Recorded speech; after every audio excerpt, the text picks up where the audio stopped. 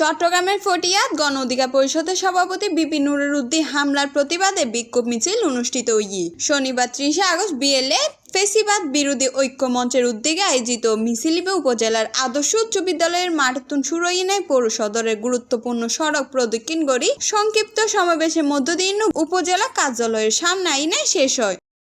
প্রধান অতিথি আসিল চট্টগ্রাম 12 ফটিয়া সংসদীয় আসনের প্রার্থী ও দক্ষিণ জেলা গণ অধিকার পরিষদের সভাপতি ডাক্তার এমদাদুল হাসান। ডাক্তার এমদাদুল হাসান হইয়ে গণতান্ত্রিক অধিকার রক্ষায় এবং ন্যায় বিচার প্রতিষ্ঠায় বিপি নূর ও তার দলের নেতাকর্মীসকল সর্বদা হাজ গড়িয়েছি। বিপি নুরের উদ্দিন যারা হামলা করছি তারারে চিহ্নিত করি শাস্তির আওতায় আনা উচিত। জাতীয় পার্টি ফেসিবাদের দোষর হইল প্রশাসন তারার পক্ষ লইনে বিপি নূর আর নেতাকর্মী উদ্দিন বর্বর্য হামলা চালাই। বিপি নূর ফেসিবাদের শক্তি ভাঙি দিয়ে জুলাই গণ অভ্যুত্থানের মাধ্যমে ফেসিস্ট সরকারের দেশের তুন বিতাড়িত করছি। ওনারা বিভিন্ন সরাই দিয়ে যে রাজত্ব কায়েম করতে চাইতাগু তা এই বাংলা মাটিত ওইতে দিতাম না। উপজেলা গণ অধিকার পরিষদের সাধারণ সম্পাদক এজাজুল হকের সভাপতিতে বক্তব্য রেখে বৈষম্য বিরোধী ছাত্র আন্দোলনের কেন্দ্রীয় নেতা কাশেম আল নাহিয়ান, উপজেলা সভাপতি ডাক্তার বিকে দত্ত, দক্ষিণ জেলা ছাত্র অধিকারের সভাপতি আরজু, সাংগঠনিক সম্পাদক ফয়সাল আহমেদ, উপজেলা সভাপতি গোলাম সুবাহান, সাধারণ সম্পাদক আকরাম হুসাইন, যুব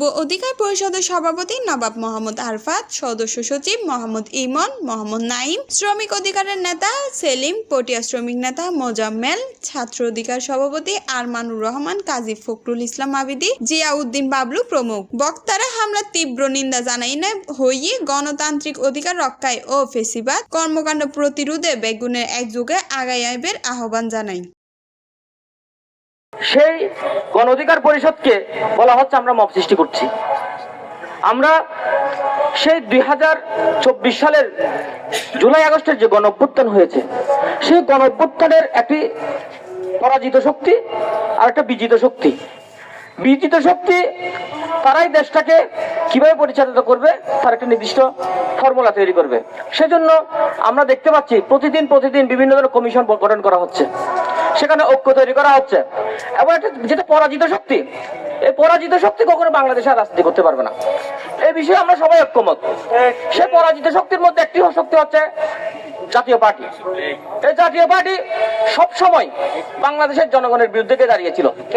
আমরা দেখেছি বিভিন্ন সময় যখন প্রশাসনের বিরুদ্ধে কথা বলেছে আমরা তাদের পক্ষ হয়ে কথা বলেছিলাম। বিপি নুরুল হক নূর সেনাবাহিনীর পক্ষে কথা বলেছেন, আমাদের পুলিশ বাহিনীর ভাইদের উপর পক্ষে কথা বলেছেন। আমরা সবাই তাদের যারা সৈনিক আছে তারা কথা বলেছি। কি জন্য? কারণ আমরা মনে করেছি প্রশাসন ঠিক থাকলে এই দেশটা ঠিক থাকবে।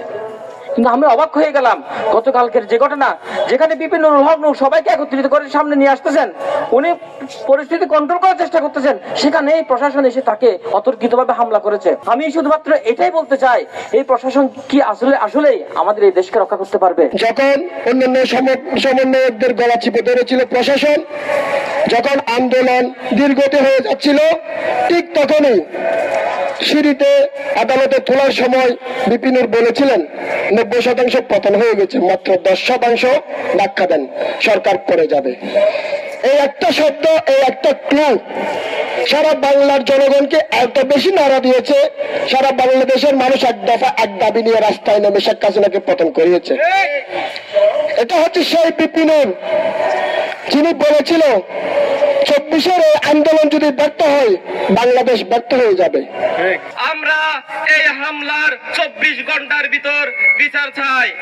এই হামলার যারাই জড়িত আগামী 24 ঘন্টার ভিতর তাদের অ্যারেস্ট করতে হবে, নইলে সারা বাংলাদেশে আমরা আন্দোলনের বন্যা বয়ে দিব। সেনাদের মাধ্যমে এই দেশের বাংলাদেশ সেনাবাহিনীকে ভারতীয় গোয়েন্দা সংস্থাদের হাতে তুলে দেওয়া হয়েছে। আপনারা ইতিমধ্যে জানেন, গতকাল পল্টনে আমাদের শান্তিপূর্ণ অবস্থান কর্মসূচিতে বাংলাদেশ সেনাবাহিনী ও পুলিশ আমাদের উপর নির্মমভাবে হামলা চালিয়েছে।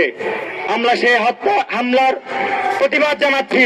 নুরুল হক নূর ভাই সংবাদ সম্মেলনের মুখে গিয়ে আত্মঘাতিকভাবে যে সেনা লীগ এবং পুলিশ লীগের যেহেতু যে হামলায় অতর্কিতভাবে হামলা করেছিল সেই হামলায় প্রতিবাদ এবং তীব্র নিন্দা জানাচ্ছি।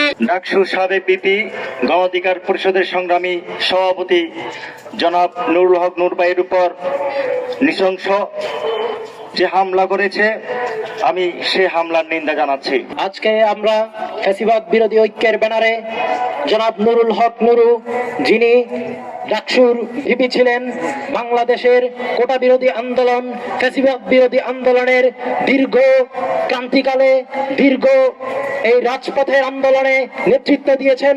গতকাল এই ফ্যাসিবাদ বিরোধী আন্দোলনের অন্যতম স্টেক হোল্ডার গণ অধিকার পরিষদের সভাপতি, জুলাই আন্দোলনের অন্যতম স্টেক হোল্ডার, অন্যতম নেতা জনাব নুরুল হক নুরুর উপর এক নৃশংস হামলা শিকার হয়েছে তিনি।